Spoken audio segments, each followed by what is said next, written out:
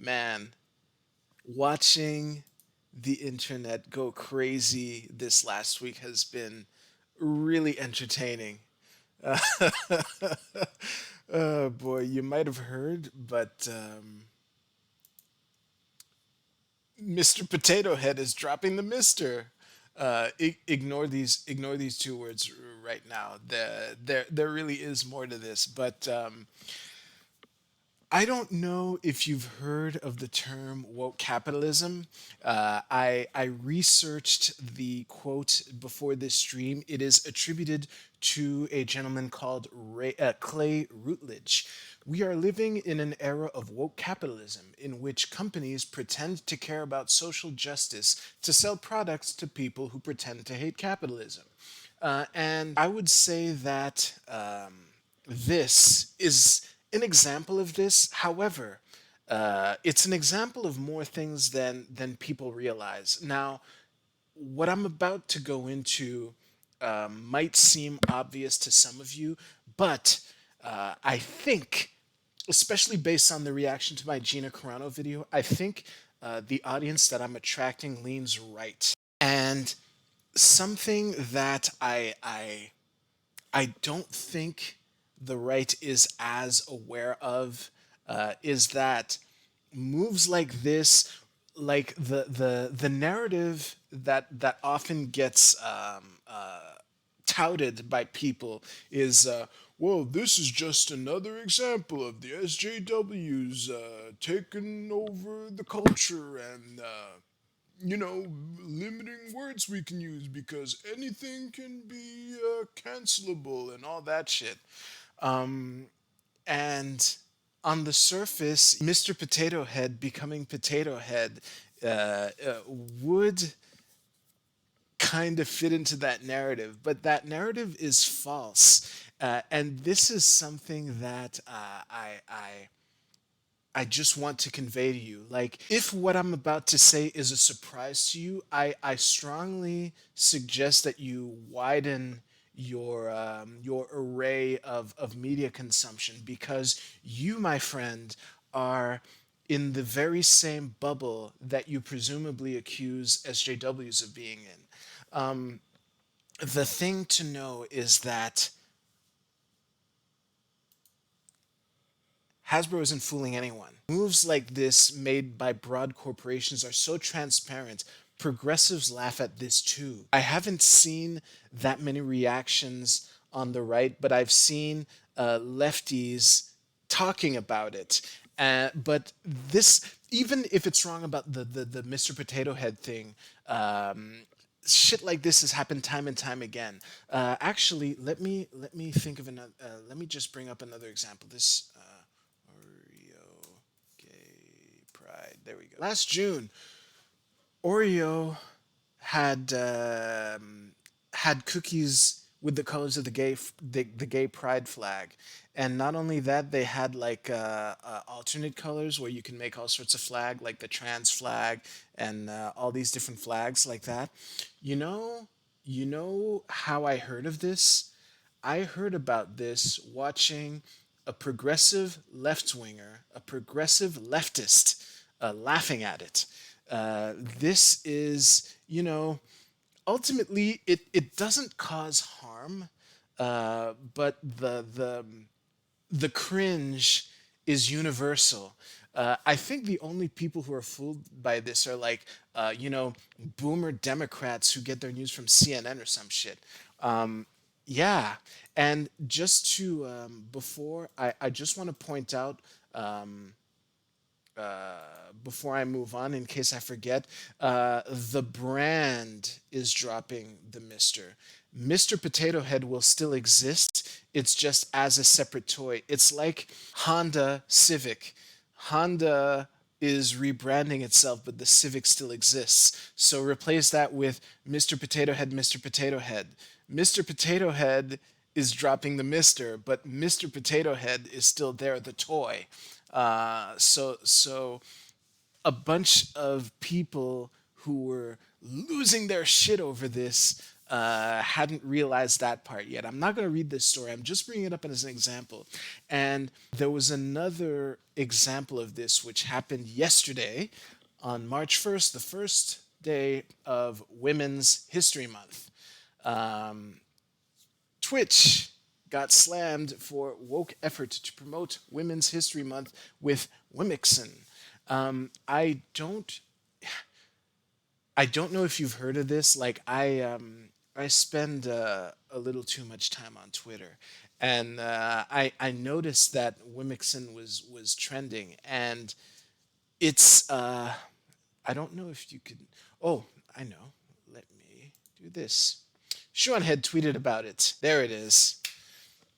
So Twitch tweeted this yesterday, and I would say the biggest the biggest good that was achieved by this is that a bunch of people saw Wimixon for the first time yesterday. I had been aware of this term for a while. It's obviously cringe. There is some history to this word that I was not aware of that I'll go into in shortly if I don't forget. But the bottom line is this performative wokeness, this woke capitalism, because for those of you who forgot, Twitch is owned by Amazon, so the notion of doing this was so cringe that they got laughed at by everyone, uh, and later they deleted the tweet. This tweet has been deleted right here. And they later apologized for it. Let's read this one. While we originally wanted to use a word that acknowledges the shortcomings of gender binary language, after hearing directly from you, including members of the LGBTQ community on Twitch, we will be using the spelling women moving forward. Just as a side note, and that part I wasn't really aware of until yesterday. So even I learned a little something. The spelling of women with an X. Apparently, it's kind of like okay.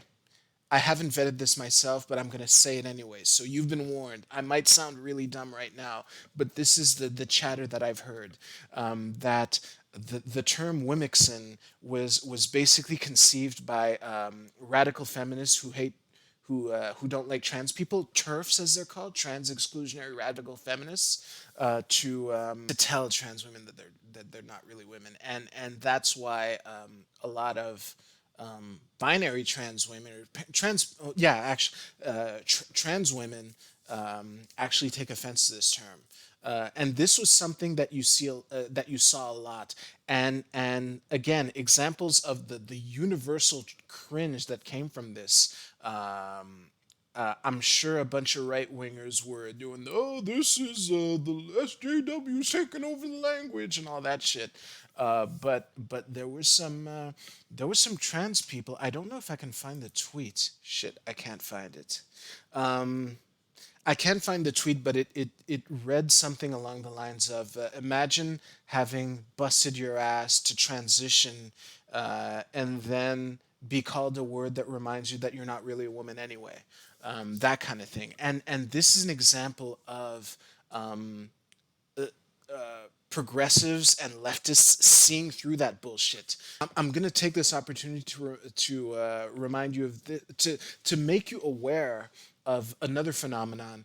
I'm sure you've heard people complain about the book White Fragility, and apparently it's required corporate training or whatever.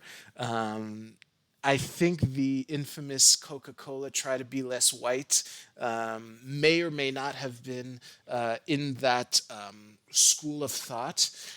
But if, again, if you actually consume leftist content, leftists are constantly bitching about it. They also see that whoever wrote White Fragility, Fragility, what's her Robin DiAngelo. Yeah, they also see they also see through the shit.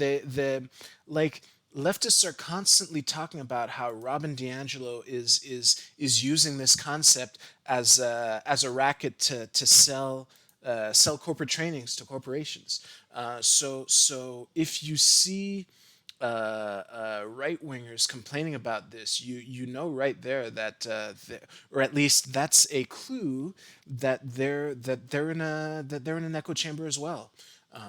Yeah.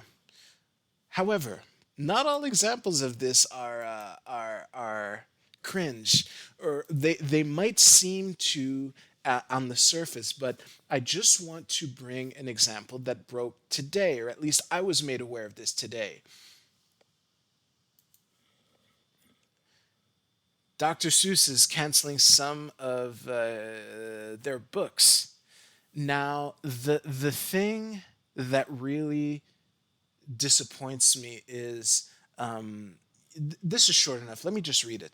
Today, on Dr. Seuss's birthday, Dr. Seuss Enterprises celebrates reading and also our mission of supporting all children and families with messages of hope, inspiration, inclusion, and friendship. Let me make this a little bigger. We are committed to action. To that end, Dr. Seuss Enterprises, working with a panel of experts, including educators, reviewed our catalog of titles and made the decision last year. Oh, this isn't even okay. To cease publication and licensing of the following titles. And the name of the titles. I don't feel like reading them. Dr. Seuss titles are so long. Okay, here it is. These books portray people in ways that are hurtful and wrong. Ceasing sales of these books is only part of our commitment and our broader plan to ensure Dr. Seuss Enterprises catalog represents and supports all communities and families. Now, the thing that bugs me is they don't really like portrays people in ways that are hurtful and wrong. That's a little vague. I'd like to know more. Well, enter Philip DeFranco, who covered this earlier. There was a study, presumably this study that they alluded here, this panel of experts, including all these people, and in this article here, there are like I would like to see the pictures. I think that if you if you warn people, I'll just leave it at that. If you warn people and put it behind a link, I'd be really curious to see like what the actual images are. But at least we have descriptions of these. So, oh, and I will link to the study below. Just in case you want to read the primary source, it's 51 pages long, so I didn't have time to read it. So let's settle for these couple paragraphs. A 2019 study published in the journal Research on Diversity in Youth Literature looked at 50 books by Dr. Seuss and found 43 out of the 45 characters of color have characteristics aligning with the definition of Orientalism or the stereotypical offensive portrayal of Asia. Oh. It added that the two African characters both have anti black characteristics. Okay.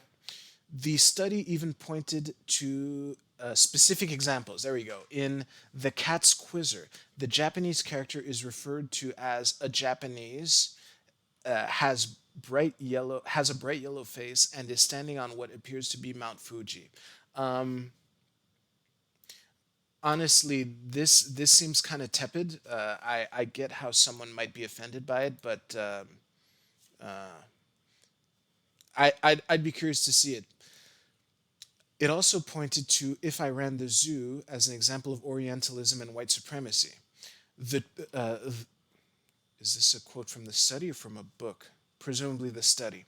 The three and only three Asian characters who are not wearing conical hats are carrying a white male on their heads in If I Ran the Zoo. Okay, yeah.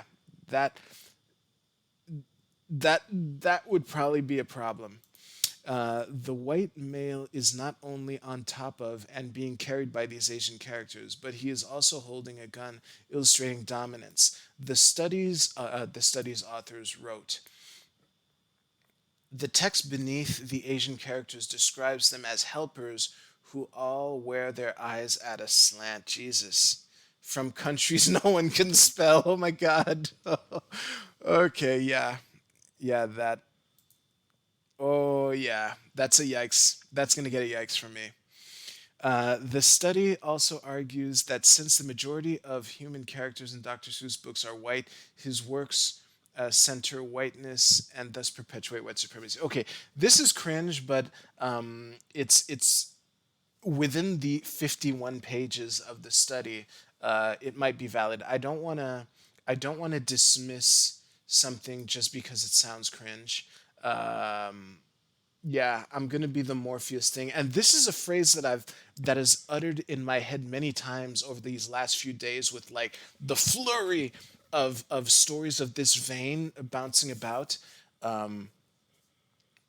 What if I told you? Wait,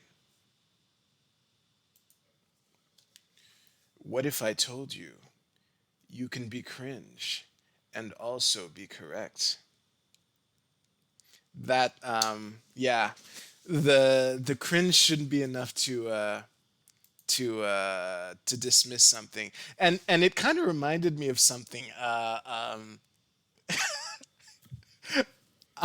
gonna show something because I thought of it today, and it's a visual that I had in my head. So I just want to. Oh, jeez. I'm actually gonna do it. Just as a hint, you only see this picture on 4chan, and apparently live here today. Jeez. I'm allowed to show this picture. If the pictures, as curious as I am to see them, if the pictures are the philosophical equivalent of this, then yeah, take the books down. What the fuck took you so long? I'm assuming if you've been on the internet, you've seen this picture before. I only see it on 4chan, on which I lurk very rarely. But yeah, when corporations do empty gestures, progressives laugh at them too. And sometimes there's a point. Sometimes it's legit. So just keep that in mind. And on that note, I will thank you for watching this. If you like this video, please give it a thumbs up. It helps this channel a lot. I do these streams every Tuesday night at 10 p.m. Eastern. And yeah, thanks for watching. I will see you soon.